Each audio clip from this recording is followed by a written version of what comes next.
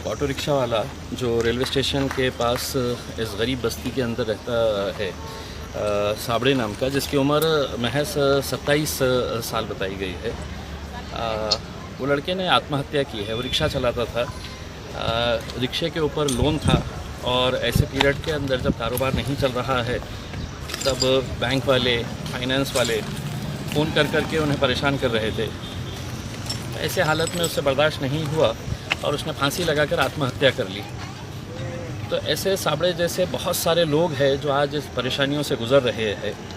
सरकार ने तो ये कहा है कि हम आपको रिक्शे वालों को 1500 रुपये देंगे, लेकिन अभी तक कितने रिक्शे वालों के पास ये 1500 रुपये आए, ये सरकार ने ही जवाब देना चाहिए।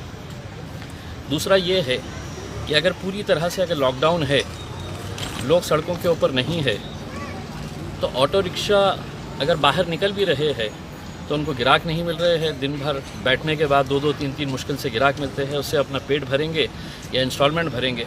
तो हमारी मुख्यमंत्री उद्धव ठाकरे साहब से और प्रधानमंत्री साहब से विनती है कि टीवी के ऊपर आते वक्त इन गरीबों के बारे में भी फ़िक्र करें, क्योंकि ऐसे नौजवान लड़कों की अगर मौत हो रही है, वो अपनी जान दे रहे हैं, तो इसके लिए कोई ना कोई तो ज़िम्मेदार है और ये ज़िम्मेदारी सीधा सरकार के ऊपर जाती है। हम सरकार से यही अनुरोध करते हैं कि साबड़े जैसा दोबारा केस हमारे शहर के अंदर या हमारे राज्य के अंदर नहीं होना चाहिए। इसकी पूरी दक्षता देकर सरकार ने जल्द से जल्द इनको किस तरह की राहत दी जा सकती है, चाहे वो फाइनेंस कंपनियों की तरफ से और बैंक के जितने भी रिकवरी एजेंट्स है।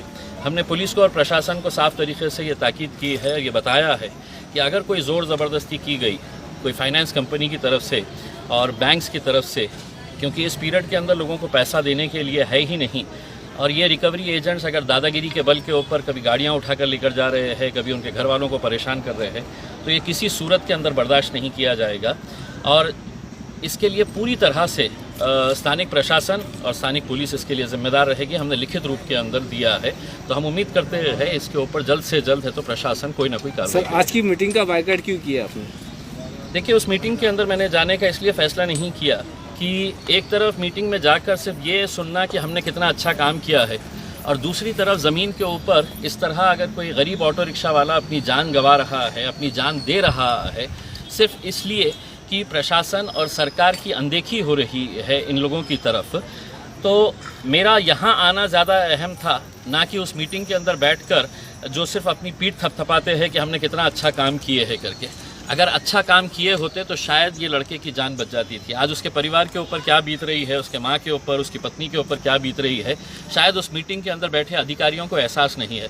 मैं उन लोगों से भी ये अनुरोध करना चाहूँगा कि एक बार यहाँ पे निकल कर आए और देखें इन लोगों की हालत कैसी है करके, तब आपको समझ में आएगा कि आप सिर्फ बयानबाजी जो करते हैं और ज़मीनी हकीकत के अंदर कितना फ़र्क है।